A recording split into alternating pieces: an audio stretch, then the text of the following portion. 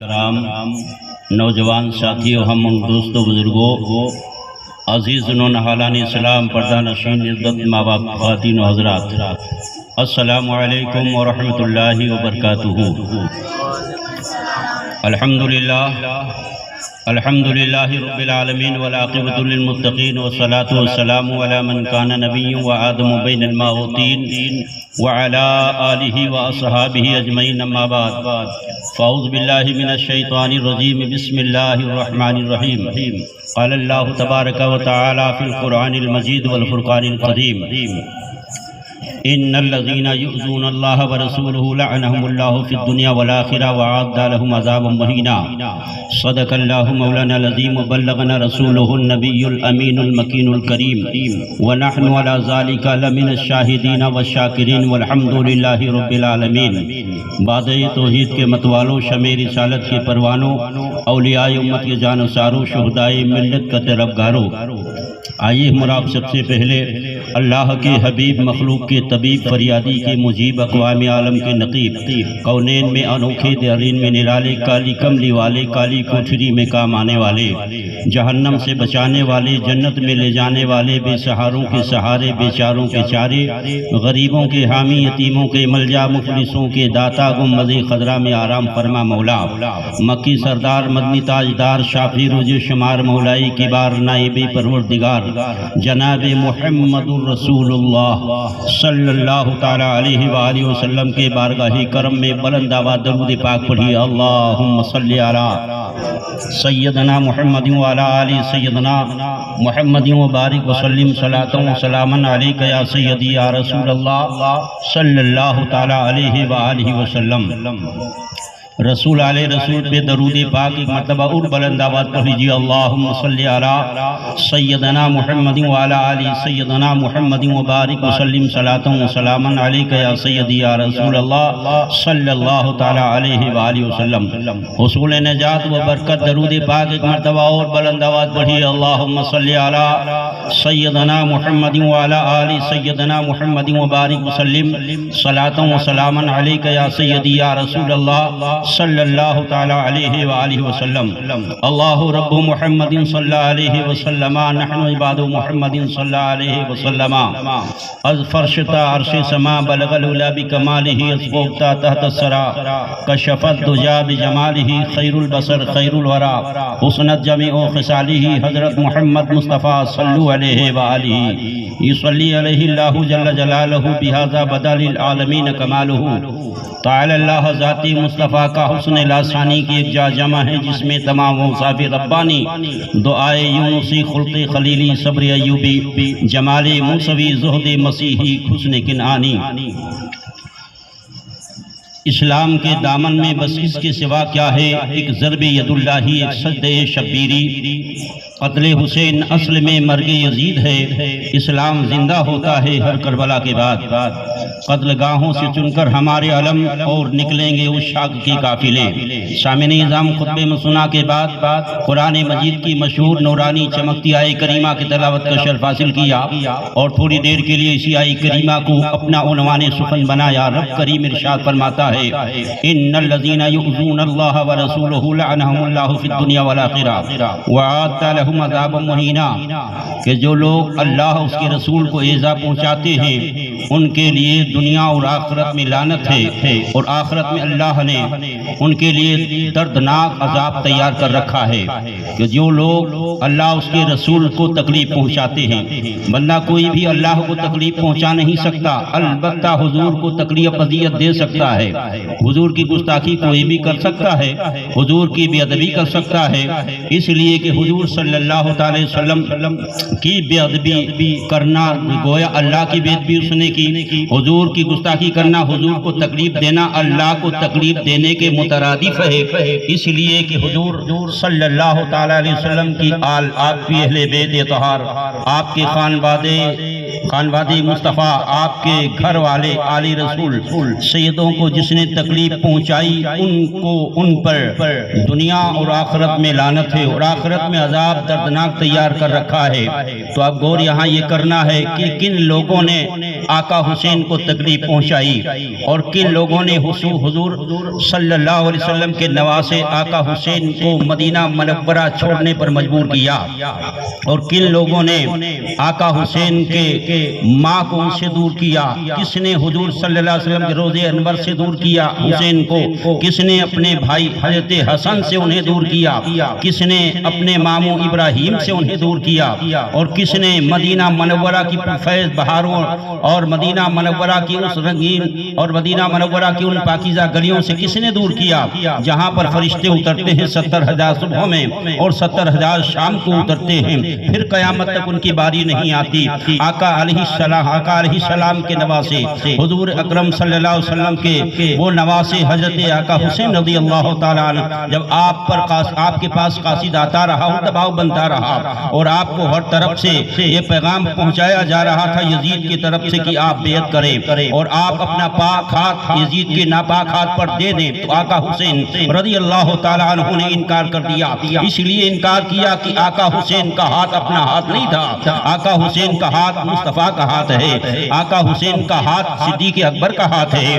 آقا حسین کا ہاتھ عمر فاروق اعظم کا ہاتھ ہے، آقا حسین کا ہاتھ عثمان غنی کا ہاتھ ہے، آقا حسین کا ہاتھ علی شیر خدا کا ہاتھ ہے، آقا حسین کا ہاتھ شریعت کا ہاتھ ہے، آقا حسین کا ہاتھ چونکہ شریعت کا اور طریقت کا ہاتھ ہے، آقا حسین کا ہاتھ اپنا ہاتھ نہیں، اس لیے آپ نے انکار کر دیا۔ پھر اپنے ماں کے قبر انور پر آتے ہیں اور اپنے بھائی آقا حسین رضی اللہ تعالی حسن کے قبر انور پر آتے ہیں، اپنے ماموں ابراہیم کے قبر انور پر آتے ہیں اور آخری الوداعی سلام عرض کرتے ہیں اور عرض کرتے ہیں فاطمہ الزہرا رضی اللہ تعالی عنہا سے کہ امی جان آپ کا حسین آیا ہے، آپ کی بارگاہ میں سائل بن کر آیا ہے، اے امی جان میرے لیے دعا کریں، منزل بہت دور ہے اور کڑے امتحان سے گزرنا ہے، امی جان میں آیا ہوں، تیرا حسین ڈرنے والا نہیں ہے اور تیرا حسین بزدل نہیں ہے اور تیرا حسین خوف گھبرانے والا نہیں ہے، خوف کھانے والا نہیں ہے، تیرا حسین باطل سے ٹکرا جائے گا لیکن باطل کے سامنے کبھی حسین جھکے گا نہیں، امی جان اس لیے آیا ہوں کہ مجھے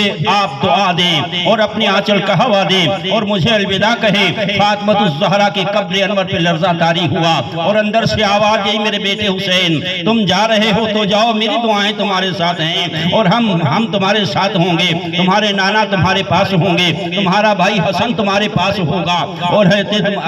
تمہارے ابا حضرت علی شیر خدا تمہارے ساتھ ہوں گے۔ جب سلام عرض کر کے نانا کی بارگاہ میں آتے ہیں اور سلام عرض کر کے رات کے ٹائم میں آقا حسین اپنے گھر والوں کو سواریاں تیار کرنے کے لیے کہتے ہیں، زیادہ سفر کو باندھنے کے لیے کہتے ہیں، پاک بیویاں نکل پڑتی ہیں، برقع نکالتی ہیں اور اڑنے کی تیاری کرتی ہیں، سواریاں باہر آ جاتی ہیں، رات گزر رہی ہے اور رات کے کچھ حصے رہ جاتے ہیں، ابھی صبح نہیں ہوئی ہے، آقا حسین رضی اللہ تعالیٰ عنہ نے مدینہ منورہ کو آپ چھوڑ رہے ہیں، اس لیے کہ جب آپ سے پوچھو جو مدینہ منورہ گئے ہیں ان عاشقوں سے پوچھو جو دن رات مدینہ کی جرمیں لگاتے رہتے ہیں، ان سے پوچھو کہ مدینہ کیا ہے تو عاشق یہی کہتا ہے کہ دکھا دے یا الہی وہ مدینہ کیسی بستی ہے جہاں پر رات دن مولا تیری رحمت برستی ہے، اور اے مدینے کی ہوا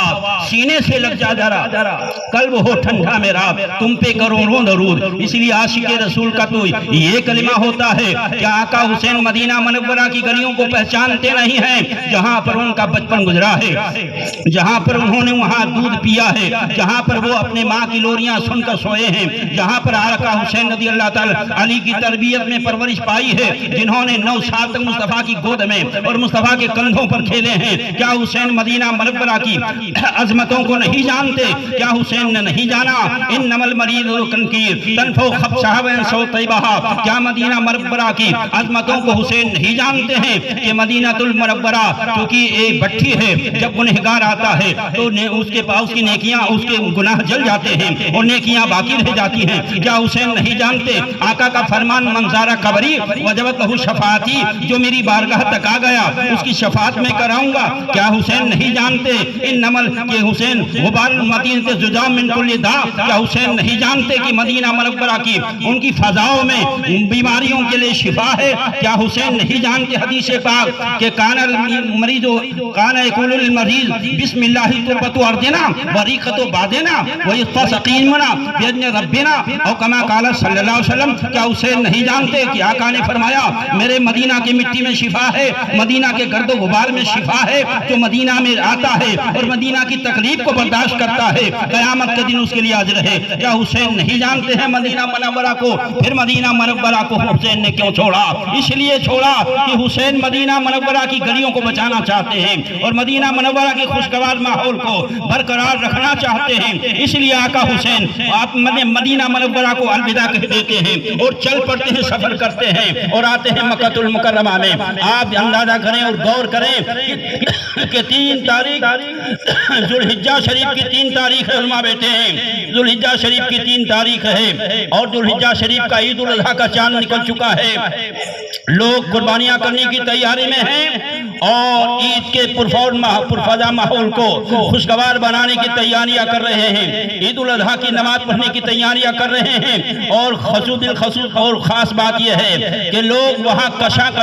مکہ المکرمہ چلے آ رہے ہیں۔ 3 تاریخ ہے، آقا حسین نے 3 تاریخ کو مکہ المکرمہ کو چھوڑا ہے۔ اس لیے کیا حسین نے کعبہ شریف کی عظمت نہیں جانی ہے؟ کیا انہوں نے نہیں پڑھا النظر الی الکعبہ عبادت؟ کیا کعبہ کو دیکھنا عبادت ہے؟ کیا حسین نے یہی حدیث نہیں جانی ہے کہ من نظر الی الکعبہ ایمان و تصدیقا اخرج من الخطایا ولدہ امہ، کہ جس نے کعبہ کو دیکھ لیا گناہوں سے ایسا پاک ہو جاتا ہے جیسے آج اپنی ماں کے پیٹ سے پیدا ہوا۔ کیا کعبہ شریف کے بارے میں قرآن کی آیت حسین کے دلوں سے نہیں گزری؟ ومن دخلہ کان آمنا، جو اس کے حدود میں آ جاتا ہے وہ جہنم سے آزاد ہو جاتا ہے۔ کیا حسین نے نہیں جانا کہ مدینہ مکہ مکرمہ کے بارے میں رب نے جو نہیں فرمایا لا اقسم بہذا البلد وانت حل بہذا البلد، کہ وہ شہر مکہ کی قسمیں رب کھاتا ہے؟ کیا حسین نے نہیں جانا ان الصفا والمروہ من شعائر اللہ فمن حج البیت او اعتمر فلا جناح علیہ ان یطوف بہما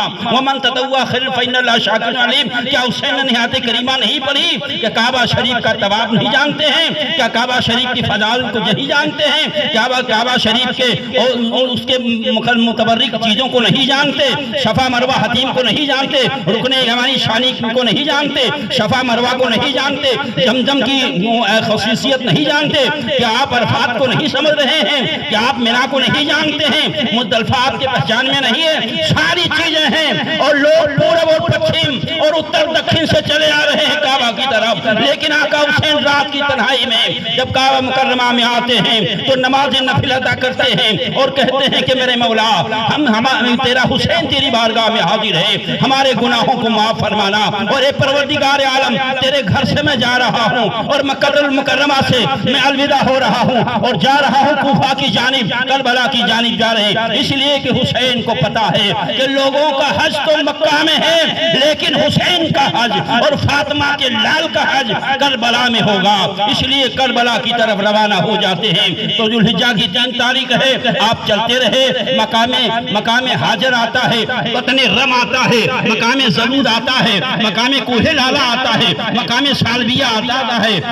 تمام مقام آتے جاتے رہتے ہیں، 20 مقامات سے گزرتے ہیں آقا حسین رضی اللہ تعالیٰ۔ پھر آپ صلی اللہ علیہ وسلم کے نواسے آقا حسین آپ جانتے ہیں کہ 2 محرم الحرام کی تاریخ میں آپ کربلا معلیٰ کی سرخونی زمین پر آپ تشریف فرما ہوتے ہیں۔ 2 تاریخ محرم الحرام کی ہے، آپ کی نمازیں نہیں چھوٹ رہی، بچوں کی نمازیں نہیں چھوٹ رہی، آپ کے بیویوں کی نمازیں نہیں چھوٹ رہی، بہن کی نماز نہیں چھوٹ رہی، آپ کے غلاموں کی نمازیں قضا نہیں ہو رہی ہیں، آپ کے وفادار سپاہیوں کی نمازیں قضا نہیں ہو رہی ہیں، اور آپ کے وفادار، آپ کے شہدائیوں کی، آپ کے غلاموں کی، آپ کے وفاداروں کی اور آپ کے چاہنے والوں کی، آپ کے متوالوں کی اور آپ کے شہدائیوں کی نمازیں قضا نہیں ہو رہی، وقت پر نماز ادا کر رہے ہیں۔ بالفضل آپ نے اتمام حجت کے لیے آپ نے تقریر بھی فرمائی، اس لیے کہ موقع دے رہے ہیں جب بھی وقت آ جائے انسان جہاں سے بیدار ہوتا ہے وہیں سے اس کا سویرا ہوتا ہے، اس لیے آقا حسین رضی اللہ تعالیٰ عنہ نے آپ نے اتمام حجت کے لیے تقریر فرمائی، لیکن بدبخت کتوں نے ان کی بات کو رد کر دیا اور انہوں نے ان کے دل پر کوئی اثر نہ ہوا، اس لیے کہ دنیا کے لالچ میں وہ جہنمی کتے ان کے آنکھوں پہ پردہ پڑا تھا اور دل کی جگہ سخت پتھر تھا اور ان کا دل سیاہ ہو چکا تھا، وہ بھلا کیا سمجھتے، لہٰذا لہذا آقا حسین رضی اللہ تعالی عنہ کے بچوں کے لیے اور آپ کے لیے 7 محرم الحرام کی تاریخ میں پانی بند کر دیا گیا، دریائے فرات پر پارا بٹھا دیا گیا ہے۔ 500 مسلح سوار دریائے فرات پر بیٹھے ہیں، اور ظالم کا حکم یہ تھا کہ کتے پیئیں تو پیئیں، بندر پیئے، سور پیئے، جانور پیئے، چرند پرند پیئے، گھوڑے پیئیں، شتر پیئیں، انسان بھی پیئے، جو دوسرے پیتے ہیں پیئیں، لیکن فاطمہ کے لال کو پانی نہیں دینا ہے اور فاطمہ کے لال کے لیے پانی بند کرنا ہے۔ تو پانی بند کر دیا۔ آقا حسین نے، آپ پریشان نہیں ہوئے، اللہ کا شکر ادا کیا آپ نے کہ پانی بند ہے، ٹھیک ہے، پانی کا کوئی جھگڑا ہی نہ تھا، پانی تو ایک بہانہ تھا۔ حسین کو ستایا جا رہا ہے، حسین کو چڑھایا جا رہا ہے، حسین کو طرح طرح سے مجبور کیا جا رہا ہے، حسین کو ہر طرح سے خوف دیا جا رہا ہے، ہراس دیا جا رہا ہے، حسین کو ٹارچر کیا جا رہا ہے، ہر طرح سے آقا حسین پر ظلم اور بربریت کا پہاڑ ڈھایا جا رہا ہے، لیکن حسین صبر ہے، صبر کرتے ہیں اور اپنے قدم کو مضبوطی کے ساتھ، مستحکم کے ساتھ آپ جمائے اپنی منزل پر رواں دواں ہیں اور اس وقت کا انتظار کر رہے ہیں۔ 10 محرم الحرام کی تاریخ کو، شہادت کے واقعات کو اور اس وقت کا آپ انتظار فرما رہے ہیں۔ 3 تاریخ ہو گئی، پانی بند ہو گیا۔ پانی کا تو کوئی جھگڑا ہی نہیں تھا، پانی جھگڑا تو تھا نور کا اور ظلمت کا، جھگڑا تو تھا سچائی کا اور جھوٹ کا، جھگڑا تو تھا شریعت اور طبیعت کا، جھگڑا تو تھا اپنی نفس کی غلامی کا اور اللہ کی فرما برداری کا، جھگڑا تو حق و باطل کا تھا، کوئی اور جھگڑا نہیں تھا۔ حسین چاہتے تھے نماز 5 ٹائم قائم کی جائے اور یزید چاہتا تھا نماز قائم نہ کی جائے۔ حسین چاہتے تھے کہ 1 سال گزرنے پر زکوٰۃ ادا کی جائے، یزید نہیں چاہتا تھا۔ حسین چاہتے تھے کہ وقت پر حج کی جائے استطاعت پہ، لہذا یزید حج کو منع کر رہا تھا۔ حسین چاہتے تھے کہ شراب نوشی نہ کی جائے، لیکن یزید شراب نوشی کا بازار گرم کرنا چاہتا تھا۔ حسین جوا اڈے کے خلاف تھے، لیکن حسین جوا خانے کے خلاف تھے، لیکن یزید جوا خانے کے تابع تھا اور عام کرنا چاہتا تھا۔ حسین چاہتے تھے کہ بہن بھائی کا نکاح نہ ہو، یزید چاہتا تھا بہن بھائی کا نکاح ہو۔ حسین چاہتے تھے ماں اور بیٹے کا نکاح نہ ہو، یزید ماں بیٹے کا بھی نکاح چاہتا تھا۔ حسین چاہتے تھے مردوں کو سونا ریشم حرام ہے اور یزید اس چیز کو عام کرنا چاہتا تھا۔ ادھر حسین چاہتے تھے اپنے مصطفیٰ نانا جان کو خوش کرنا چاہتے اور اپنے رحمان کو راضی کرنا چاہتے، اور ادھر یزید شیطان کو راضی کرنا چاہتا تھا۔ پانی کا کوئی جھگڑا نہ تھا، اس لیے کہ پانی حسین کے لائق نہیں تھا، اور پانی حسین کے لب کو اگر چھو جاتے دریائے فرات، آج بھی پانی کو قرار نہیں ہے، آج بھی دریائے فرات تڑپ رہا ہے، تڑپ رہی ہے، آج بھی اس کی موجیں مچل رہی ہیں، آج بھی دریائے فرات اپنی جگہ سے اس کی موجیں ہل رہی ہیں، اور کبھی افسوس ملتی ہیں کہ اگرچہ میں حسین کے لب کو میں چوم لیا ہوتا میں نے، تو ہم بھی متبرک ہو جاتے، ہم بھی لوگوں کے لیے شفا بن جاتے، اور ہم بھی لوگوں کے لیے ایک عزت والی پانی بنتے، ایک متبرک بنتے، اور ہم بھی لوگوں کے نظروں میں عزت ہمیں مل جاتی، مقام مل جاتا۔ اگر حسین کے لب کو چومتا دریائے فرات اور حسین کے نازک گلے میں اتر جاتا تو وہی پانی لوگوں کے لیے قیمتی بن جاتا، لیکن میرے حسین نے پیا نہیں ہے، تو کوئی بھی حسینی اس دریائے فرات کے پانی کی تمنا نہیں کرتا، اور کوئی بھی حسینی مسلمان اس دریائے فرات کے پانی کو چھونا پسند نہیں کرتا، اس لیے کہ آقا حسین نے پسند نہیں کیا ہے۔ آقا حسین کو پانی میسر نہ ہوا تھا، حالانکہ حسین کمزور نہیں ہیں، حسین ہمت کے دھنی ہیں، حسین شہنشاہ ہیں، حسین بادشاہ ہیں، شاہ حسین بادشاہ حسین، دی است حسین اور دی پناہ است حسین، سرداد کے ناداد دست یزید حقہ کے بنائے لا الہ حسین۔ حسین تو بادشاہ ہیں، حسین تو شہنشاہ ہیں، حسین بلا کیوں کمزور ہیں؟ اس لیے پانی تو بہانا تھا۔ ارے بھارت کی دھرتی پر آقا حسین کے کئی پشتوں کے بعد ان کے بیٹے امام زین العابدین کی نسلوں سے نکلے ہوئے خواجہ غریب نواز سلطان الہند عطائے رسول اپنی جگہ سے بیٹھ کر اور دریائے نا ساگر کو بلا سکتے ہیں، تو میرا حسین بھی اپنے خیمے سے فرات کو بلا سکتا تھا۔ اس لیے لیے آپ نے ارشاد فرمایا کہ نہیں، پانی نہیں چاہیے۔ آقا حسین رضی اللہ تعالیٰ اپنے خیمے میں ہیں اور اپنے خیمے کا جائزہ لیتے ہیں۔ خیمے لگے ہیں، مقدس پاک بیویاں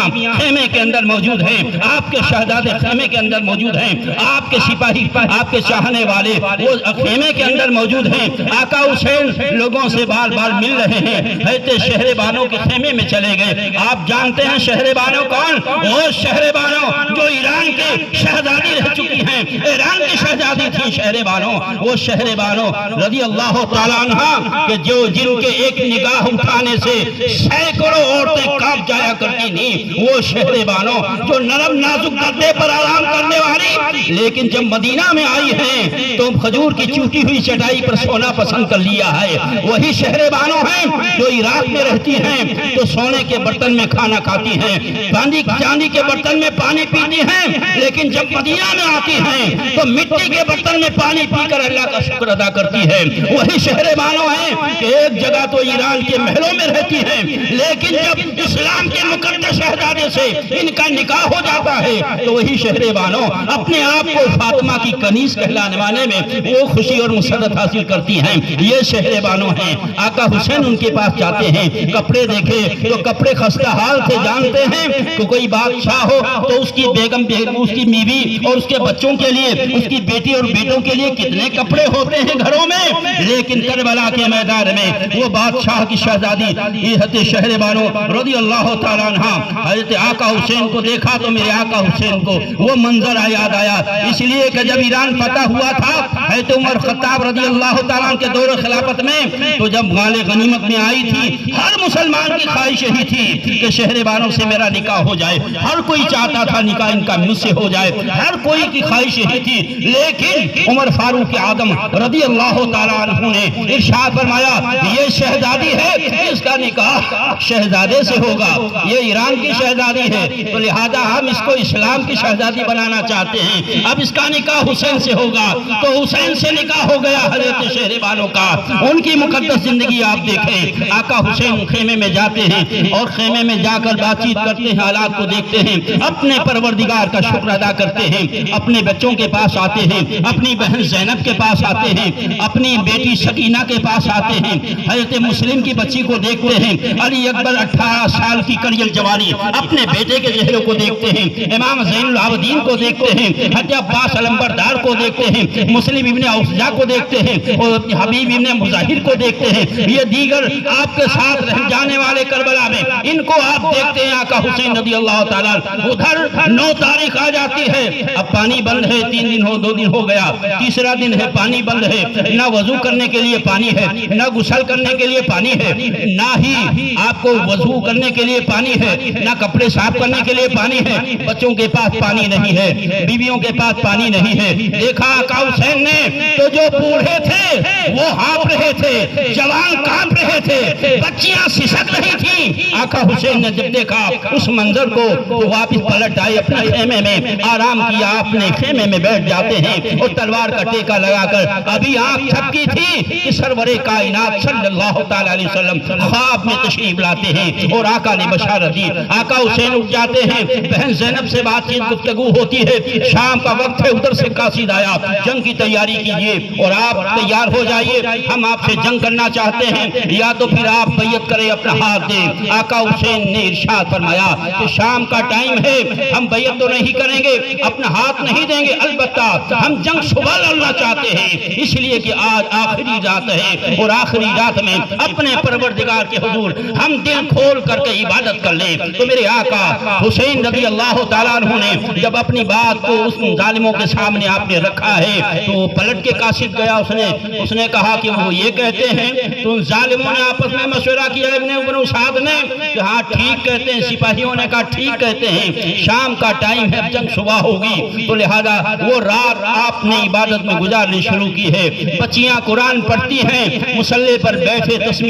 تسبیح تسبیحوں کا ورد کرتی ہیں، ذکر و اذکار ہو رہا ہے، تسبیح تحلیل پڑھی جا رہی ہے، اللہ کو شکر ادا کیا جا رہا ہے۔ آقا حسین رضی اللہ تعالیٰ جب آدھی رات تک آپ نے عبادت کر لی تو اپنے بیٹے کو بلایا، حضرت علی اکبر کو بلایا، آپ نے علی اکبر تشریف لاتے ہیں، لبیک حضور کیا بات ہے؟ تو میرے آقا حسین نے ارشاد فرمایا، شہنشاہ کربلا نے، تاجدار کربلا نے کہ بیٹا صبح جنگ ہونی ہے، تم کربلا کے میدان میں جاؤ اور کربلا کا نقشہ دیکھ کر چلے آؤ۔ آقا حسین کے ارشاد پر ان کا بیٹا حضرت علی اکبر تیار ہوا، وہ گھوڑے پر سوار ہوتے ہیں آدھی رات میں اور کربلا کی دھرتی پر جاتے ہیں اور کربلا کا چکر لگاتے ہیں۔ آدھی رات کا وقت ہے، چکر لگاتے ہوئے انہوں نے دیکھا کہ ایک خاتون پردہ پوش نقاب پوش ہیں، جنہوں نے کربلا کی دھرتی کو صاف کرنا شروع کیا ہے۔ کربلا کے کنکر اور کربلا کے پتھروں کو انہوں نے چن چن کر اپنے دامن میں جمع کرنا شروع کیا، کربلا کے کانٹوں کو اپنے دامن میں جمع کرنا شروع کیا،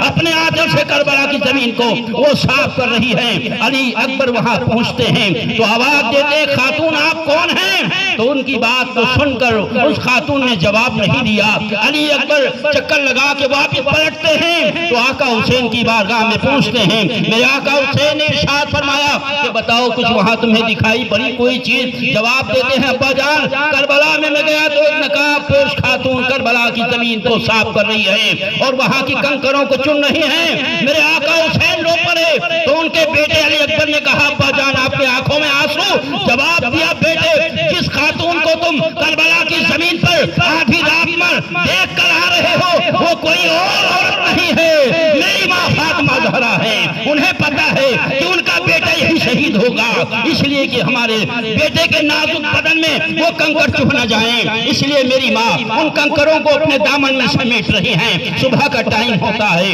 آقا حسین رضی اللہ تعالیٰ کے طرف سے صفیں درست ہو جاتی ہیں، ادھر سے بھی صفیں درست ہو جاتی ہیں۔ کیا اس میں مسلمان نہیں تھے؟ اس میں بھی مسلمان تھے، اس میں بھی حافظ و قاری تھے، اس میں بھی نمازی تھے، اس میں بھی داڑھی والے تھے، اس میں بھی ٹوپی والے تھے، اس میں بھی اللہ کو ماننے والے لوگ تھے، اس میں بھی قرآن پڑھنے والے لوگ تھے، رکوع سجدہ کرنے والے لوگ تھے، تسبیح تحلیل پڑھنے والے تھے، قامہ قعود کرنے والے لوگ تھے، صفیں بنانے والے لوگ تھے، لیکن ادھر بھی لوگ تھے۔ آقا حسین نے فجر کی نماز آپ نے ادا فرمائی، دونوں طرف نمازیں ہیں، مگر اب یہاں سوال پیدا ہوا، خدا دونوں طرف نہیں ہے، خدا تو ایک ہی طرف ہے، اس لیے کہ ادھر صرف نماز تھی، صبر نہیں تھا، ادھر نماز و صبر دونوں تھا، اس لیے آقا حسین کے طرف اللہ تھا، حسینیوں کے طرف اللہ تھا۔ جب ٹائم آ گیا صبح کا کی نماز ہو گئی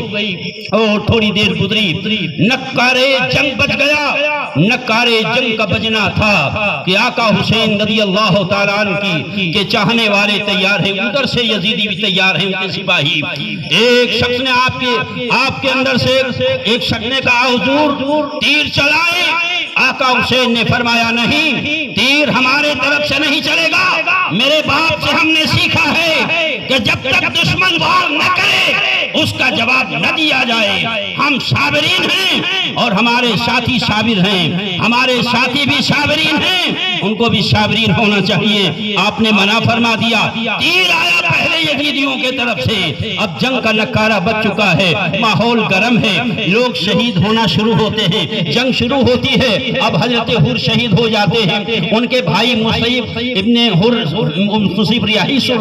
شہید ہو جاتے ہیں، ان کے بیٹے علی شہید ہو جاتے ہیں، ان کا بیٹا نمرہ شہید، ان کا بیٹے کا غلام نمرہ شہید ہو جاتا ہے۔ یہ سارے لوگ جام شہادت پی لیتے ہیں۔ اب آئیے، اس زمانے میں بھی عورتیں تھیں جن کے حوصلے کو سلام کیجئے، اس زمانے میں بھی مائیں تھیں جن کے ہمت کو سلام کیجئے، اس زمانے میں بھی اولادوں کو جنم دینے والی مائیں تھیں، ان کے جذبے کو سلام کیجئے۔ ایک عورت ہے اور اس کا شوہر نہیں ہے، وہ عورت بیوہ ہے، لیکن ایک جوان بیٹا ہے جس کا نام حضرت وہب بن عبداللہ کلبی ہے، قبیلے بنی کلب کا ایک حسین جوان، اٹھتی ہوئی جوانی، ابھرتی ہوئی جوانی، وہ شباب کا علم، لیکن شادی ہو چکی ہے، ابھی 15 اور 17 دن شادی کو ہوئے ہیں۔ وہ اس کی ماں آتی ہے، اچانک رونے لگتی ہے اور اس نے کہا، میرے بیٹے، ہم نے تجھے جنم دیا ہے، ہم نے تجھے دودھ پلایا ہے، بیٹے ہم نے تیری پرورش کی ہے، تجھے ہم نے اپنے آنکھوں سے اوجھل نہیں کیا، ہم نے اپنے آنکھوں سے کبھی تجھے دور نہیں کیا ہے۔ اے میرے بچے، میں تیرا دودھ ادا معاف نہیں کروں گی، اور میں تجھے کبھی معاف نہیں کروں گی جب تک تو میرا کہنا نہ مانے۔ تو اس بیٹے نے کہا تھا، امی جان کیا بات ہے، باپ تو ہے نہیں، ہم نے آپ کو کبھی تکلیف تو پہنچائی نہیں ہے، ہم نے آپ کا ہمیشہ کہنا مانا ہے، آپ کے خدمت میں ہمیشہ رہے ہیں۔ اے امی جان یہ تو بتاؤ آپ مجھ سے ناراض کیوں ہیں، کیا وجہ ہے؟ تو آقا حسین رضی اللہ تعالیٰ عنہ کے اس کربلے کے منظر کو اس کی ماں نے دہرایا ہے اور کہا، اے بیٹے ہم نے سنا ہے رسول پاک سے کہ کوئی بیٹا اپنے ماں کی خدمت کرے اور خدمت کرتے کرتے جب حق ہو جائے تو تب بھی اپنے ماں کے حق ادا نہیں کر سکتا۔ تو لہذا اگر تو تیار ہو جائے میرے کہنے پر اور حسین کا سپاہی بن جائے، حسین کا غلام بن کر اور میدان کارزار میں جائے اور اس تڑتی ہوئی دھوپ میں تلتلاتی ہوئی ریگستان میں حسین کے سپاہی بن کر اپنی جان خلا کے حق دو جہاں کے نام پر قربان کر دے تو میں تجھ سے راضی ہو جاؤں گی اور میں سمجھوں گی کہ میرے بیٹے نے میرا حق ادا کر دیا ہے۔ بیٹے نے سنا تو کہا، ٹھیک ہے امی جان، میں اپنے بیوی سے مشورہ کر لوں۔ اور ماں نے کہا، بیٹا عورتوں کو عقل کم ہوتی ہے، ناقص العقل ہوتی ہیں، سوجھ بوجھ کم ہوتی ہے، کہیں ایسا نہ ہو کہ تمہیں جامع شہادت سے روک دے، حسین کی غلامیت سے محروم کر رہ جاؤ، کہیں ایسا نہ ہو کہ کربلا میں جانے سے تم عاجز رہ جاؤ اور وہاں پہنچ نہ سکو۔ اس نے کہا، بیٹے نہیں ماں، ہمارے دل میں اہل بیت کی ایسی گرہ لگی ہے کہ اس کو کوئی کھول نہیں سکتا، ہمارے دل کے لوح پر اہل بیت کی محبت کا ایسا سکہ ثبت ہو گیا ہے کہ دنیا کا کوئی پانی دھو نہیں سکتا۔ ہم جاتے ہیں ابھی اور اجازت لے کر آتے ہیں، اپنے بیوی کو سمجھاتے ہیں اور اپنے بیوی کو بھی یہ بات بتاتے ہیں۔ وہ جوان پہنچا عبداللہ وہابی ابن عبداللہ کلبی، وہاں پہنچے اپنے بیوی کے پاس اور انہوں نے کہا کہ میری دمساز، میری ہمدم، میری مونس اور میری شریک حیات، میں کربلا کے میدان میں حسین کی بارگاہ میں جامع شہادت نوش کرنے جا رہا ہوں۔ تو اس بیوی نے کہا تھا، وہ بھی وفادار بیوی تھی، اس نے کہا، ٹھیک ہے میرے شوہر، آپ جانا چاہتے ہو تو چلے جاؤ، مجھے کوئی اعتراض نہیں، میں راضی ہوں، مگر ایک بات ہے کہ مجھے حسین کے پاس پہلے لے چلو اور ہماری کچھ باتیں ان کے سامنے ہوں گی۔ تو آقا حسین کی بارگاہ میں اس کی بیوی بھی چل رہی ہے، اس کا بیٹا بھی چل رہا ہے، وہ ضعیفہ عورت بھی جا رہی ہے۔ آتے ہیں حسین کی بارگاہ میں، ادھر اس کی ماں، اس کا بیٹا اور اس کی بیوی تینوں حسین کے قدموں میں گر پڑتے ہیں اور کہتے ہیں کہ آقا حسین یہ میرا بیٹا ہے، بیوی کہتی ہے میرا شوہر ہے، وہ کہتے ہیں وہاب اللہ کلبی میرا نام ہے، قبیلے بنی قبل سے کے رہنے والے ہیں۔ آقا حسین نے ارشاد فرمایا کہ کیا بات ہے؟ جواب دیا، حضور مجھے اجازت دیجئے کہ میں کربلا کے میدان میں جاؤں اور ایک ایک یزیدیوں کو موت کے گھاٹ اتار کر انہیں جہنم رسید کر کے آؤں اور آپ کے قدموں کا بوسہ لوں۔ آقا حسین رضی اللہ تعالیٰ عنہ نے اس کی بات سنی تو اس کی ماں نے کہا کہ حضور میرے بیٹے کو اجازت دے دیں، اب اس کا شوہر نہیں ہے۔ میرے آقا حسین نے ارشاد فرمایا، مائی یہ تیرا سہارا ہے اور تیرے بڑھاپے کا آسا ہے اور یہی تیرا مستقبل ہے، یہی تیرا پونجی ہے اور یہی تیری کمائی ہے، اب اس کے سوا تو اب تیرا کوئی بیٹا نہیں ہے، تو اس بچے کو کربلا میں نہ بھیج۔ آقا حسین کہتے ہیں یہ جائے گا تو شہید کر دیا جائے گا۔ آقا حسین کی باتوں کو سن کر اس کا بیٹا تڑپا، اس کی ماں بھی مچل گئی اور اس کی بیوی بھی مچل گئی۔ اس نے کہا، سرکار نہیں، میں اپنے شوہر کو اجازت دیتی ہوں، ایک شرط یہ ہے کہ میں نے سنا ہے کہ جب شہید کیے جاتے ہیں اور شہید جب گھوڑے سے گرتا ہے تو زمین پر نہیں گرتا بلکہ حوروں کے آنچل میں آ جاتا ہے اور پھر وہ جنتی مہمان بن جاتا ہے اور اللہ کی جنت میں چلا جاتا ہے۔ میں چاہتی ہوں کہ اگر میرا شوہر اس میدان میں شہید ہو جائے اور یہ جنتی دولہا بن جائے تو قیامت کے دن مجھ سے وعدہ کریں گے آپ کے سامنے کہ مجھے لیے بغیر جنت میں نہ جائے بلکہ ہمیں بھی تلاش کرے اور ہمیں تلاش کر کے جنت میں لے جائے۔ آقا حسین کے سامنے اس نوجوان نے وعدہ کیا تھا کہ ہاں میں وعدہ کرتا ہوں کہ میں اپنے بیوی کو ساتھ میں لے کر اگر موقع ملا حضور کی شفاعت سے اگر میں جنت گیا تو میں ضرور اپنے بیوی کو لے کر ساتھ میں جنت میں جاؤں گا۔ اب وہاں سے وہ پلٹا اور جا کے اس نے جنگ شروع کی کئی یزیدیوں کو موت کے گھاٹ اتار دیا، کئی کو جہنم رسید کیا، کئی کو جہنم پہنچایا، کسی کا سر کاٹا، کسی کے پاؤں کاٹے، کسی کا ہاتھ کاٹا، اور للکارا کہ کون ہے جس نے حسین کو دھمکی دی ہے، اور کون ہے جس نے حسین کے بچوں کو شہید کرنے کے لیے عزم کیا ہے، کون ہے جو حسین کا خیمہ لوٹنا چاہتا ہے، کون ہے جس نے حسین کو مجبور کیا ہے۔ جب کوئی جواب نہیں آتا تو وہ اچانک اپنے گھوڑے کو لے کر یزیدیوں کے بھیڑ میں گھس جاتا ہے اور انہیں مار مار کے دوڑاتا ہے۔ ایسا لگتا ہے جیسے بھیڑیے بھاگ رہے ہیں اور جنگلی جانور کتے بھاگ رہے ہیں اور شیر دوڑا رہا ہو۔ جب وہ بھاگ گئے، گھوڑے کو پلٹایا، واپس آیا، حسین کی دعا لی اور اپنے ماں کے پاس آیا اور کہا ماں اب تو راضی ہو گئی؟ تو اس ماں نے کہا تھا کہ بیٹا ابھی راضی نہیں ہوئی، ابھی تو زندہ ہے، ابھی تیرے جسم میں خون دوڑ رہا ہے، ابھی تو زندہ جاوید ہے، ابھی تو ہٹا کٹا ہے، ابھی تو شاہسوار جوان ہے، ابھی تو میدان کارزار کا گادی ہے۔ جب تو شہید ہو جائے اور اپنے خون کا ایک ایک قطرہ آل رسول کے لیے قربان کر دے، تحفظ ناموس رسالت کے لیے قربان کرے، قرآن کی حفاظت کے لیے قربان کرے، اسلام کی حفاظت کے لیے قربان کرے، تب تیری ماں راضی ہو جائے گی۔ تو ماں سے اس نے دعا لی، ماں کے قدموں کو چوما، پھر بی بی کے پاس آیا، بی بی کے سر پہ ہاتھ رکھا تو بی بی بھی خوش ہو رہی تھی۔ اب پلٹا ہے آیا ہے میدان کارزار میں، اب اس نے جب لڑائی شروع کی ہے تو پھر کئیوں کو جہنم پہنچا دیا۔ بعد میں وہ اس بندے کو وہاب بن عبداللہ کلبی کو شہید کیا جاتا ہے۔ وہ شہید ہوا، کسی شکی بدبخت نے بڑھ کر حضرت وہاب بن عبداللہ کلبی کے سر پاک اس نے کاٹا اور سر کو جسم سے کاٹ کر حسین کے بارگاہ میں پھینکا اور کہا حسین اپنے سپاہی کا سر لے لو۔ جب وہ سر وہاں پہنچا حسین کی بارگاہ میں، میرے آقا حسین رضی اللہ تعالیٰ عنہ آپ اللہ کا شکر ادا کرتے ہیں اور کہتے ہیں کہ میرے مولا، میرے سپاہی ایک سپاہی کی قربانی تو نے قبول فرما لی ہے۔ ماں دوڑی ہوئی آتی ہے، ضعیفہ ہے، اور ماں نے اس کٹے ہوئے بیٹے کے سر کو اٹھایا اور اپنے آنچل سے ان خون کے لتھڑے کو صاف کیا اور گلے کو چوما اور اس کے گرسال کو چوما، پیشانی کا بوسہ لیا اور اس کے بعد اس کٹے ہوئے سر کو اپنے بہو کے یعنی اس کی بیوی کے دلہن کے ابھی 17 دن 15 دن شادی کا ہوا تھا اس کے ہاتھ میں دے دیا گود میں۔ اس بیوی نے اٹھایا سر اور اس نے اپنے سینے سے لگایا اور ایک آہ بھری اور کہا میرے مولا میرا سرتاج شہید ہو گیا، اب میں بھی اس دنیا میں رہنا نہیں چاہتی۔ ایک آہ اس نے کھینچی اور اسی وقت اس سر کے ساتھ اس کی بھی روح قبض انصری سے پرواز کر گئی۔ انا للہ و انا الیہ راجعون۔ یہ ہیں کربلا کے چاہنے والے اور یہ تھے کربلا کے دیوانے اور یہ تھے عاشق رسول اور یہ تھے امام حسین کے پکے سچے غلام کہ مائیں ہیں آج بھی اٹھاتی نہیں بیٹوں کو، جاؤ نماز فجر پڑھ لو، اذان ہو رہی، کس کے لیے ہو رہی ہے؟ مسلمان کے لیے ہو رہی ہے، جاؤ بیٹا قرآن پڑھو۔ یہ موبائل اینڈرائیڈ لے کے 2-2 کلو کا جیب میں آتا نہیں گھوم رہی، ماں دیکھ رہی لیکن بول رہی ارے ان ماں نے جتنی تربیت دی ہے حسین کو بھی تو تربیت فاطمہ زہرا نے دی ہے۔ حضرت آقا حسین رضی اللہ تعالیٰ کی بارگاہ میں پھر حضرت بہن زینب آتی ہیں اور وفادار لوگ شہید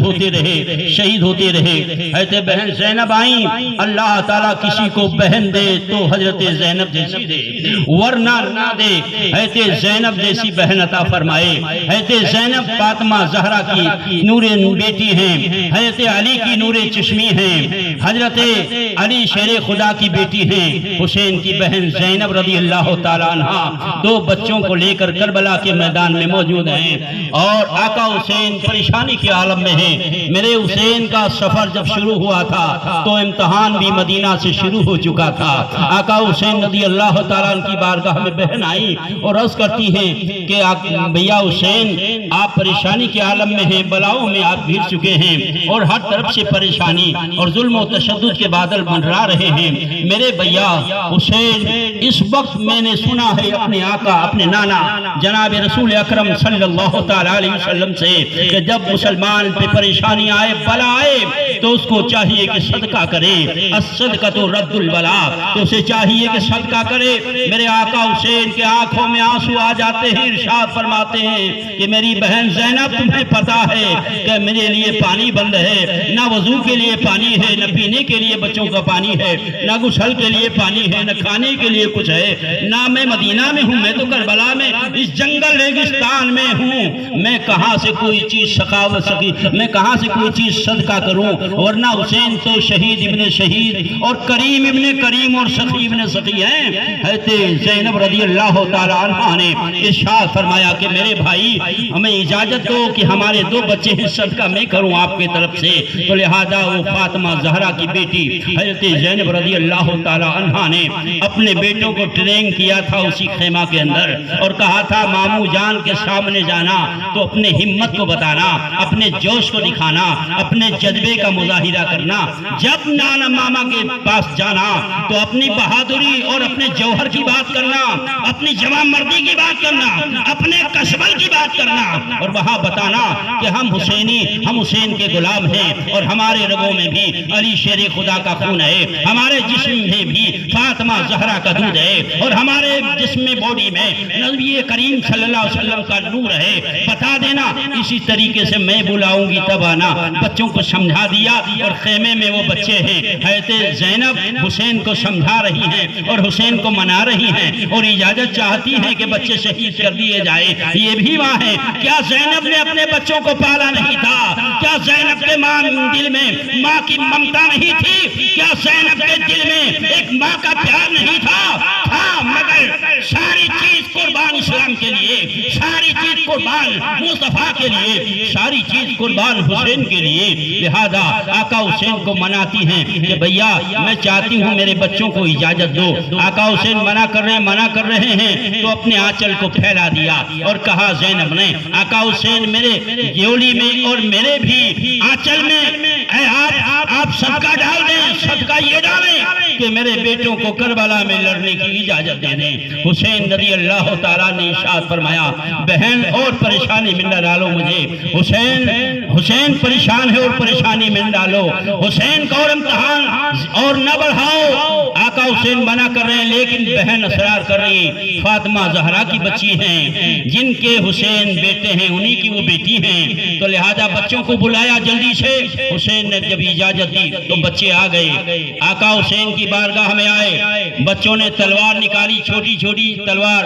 10 साल और 11 साल के बच्चों की उम्र ही क्या होती है, लेकिन तलवार को निकाला उन्होंने बच्चों ने, और उस करबला के ज़र्रात रेत में उनको साफ करना शुरू किया, सैकल किया। सैकल करने के बाद कहा, मामू जान आप फिक्र ना करें, आप मुझे बच्चा ना समझें, करबला में जाने दें और दुश्मनों से मुकाबला हो, हम छक्के छुड़ा देंगे उनके और उनकी सफों को दरहम बरहम कर देंगे और एक एक यजीदी को मौत के घाट उतार देंगे। मुझे इजाजत दें आप। दोनों ऊन और मोहम्मद ने इजाजत मांगी, आका हुसैन ने इजाजत दे दी। अब फौरन हज़रत ज़ैनब ने उन बच्चों को लिया और खेमे के अंदर आती हैं, और वहाँ पानी नहीं है लेकिन सूखे बालों में कंघी कर देती हैं, आंखों में सुरमा लगा देती हैं, और आपने हज़रत ज़ैनब ने उन बच्चों को पटका बांध दिया है और उन बच्चों को समझा दिया, और तलवार लिया फातिमा ज़हरा की बेटी ने और हवा में यूं लहराई और फरमाया, बच्चों जाना तो इस तरीके से हवा में लहराना, और जब दुश्मन सामने आएगा तो दुश्मन तुम्हें बहकाने की कोशिश करेगा। तुम अभी बच्चे हो, वो दुश्मन कहेंगे पानी हमारे तरफ है,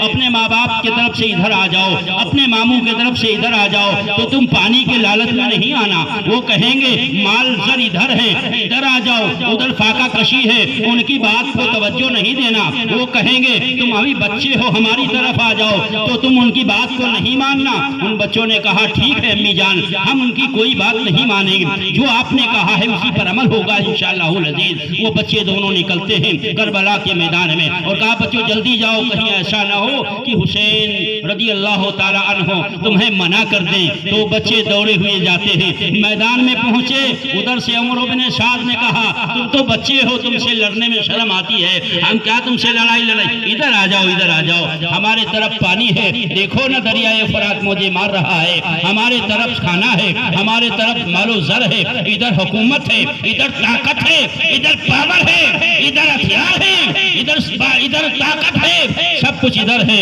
इधर आ जाओ। बच्चों ने कहा, तू झूठा है और कज़्ज़ाब है और तू मक्कार और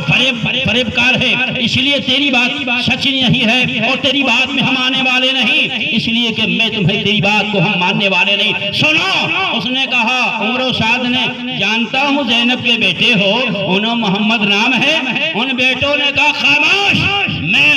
زینب کا بیٹا نہیں، حسین کا غلام ہوں، میں زینب کا لال نہیں، حسین کا کے غلام ہیں ہم، اس لیے حسین کے سپاہی ہیں، ہمارا نام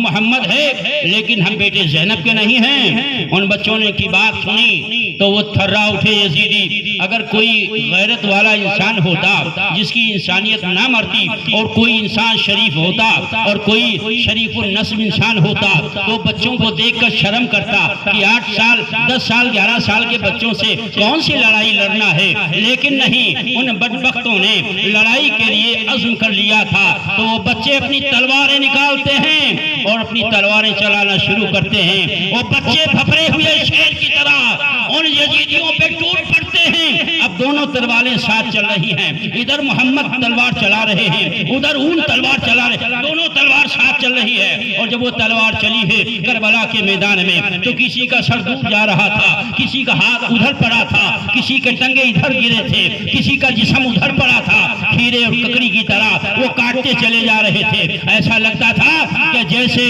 بھیڑیوں کے جرمٹ میں ایک شیر آ گیا ہے اور بھیڑیوں کو پناہ کے لیے جگہ نہیں مل رہی ہے۔ وہ عالم تھا اور منظر تھا۔ ایسا لڑتے ہوئے وہ بچوں نے ان کی کایا پلٹ دی، صفوں کو درہم برہم کرتے ہوئے۔ وہ بچے انہوں محمد اون بڑے تھے، محمد چھوٹے تھے، آگے بڑھ گئے۔ ان قریب لڑتے ہوئے وہاں پہنچے کہ جہاں پر عمر و سال تھا ان قریب اس کا کام تمام کر دیتے، مگر ظالموں نے چاروں طرف سے گھیرا ڈالا اور ہر طرف سے تیر و تلوار اور برچھے کی بارش ہونے لگی۔ لہذا حضرت انہوں محمد رضی اللہ تعالیٰ عنہ کربلا کے دھرتی پر زخموں سے چور چور ہو کر وہ بچے کربلا کی زمین پر آ گئے۔ لہذا حضرت انہوں محمد کو دیکھ کر زمین پر وہ یزیدی کودے دوڑ پڑے اور انہوں نے شہید کر دیا۔ جب شہید دونوں بچے ہو جاتے ہیں، انا للہ و انا الیہ راجعون، تو ان بدبختوں نے آواز دی، حسین تمہارے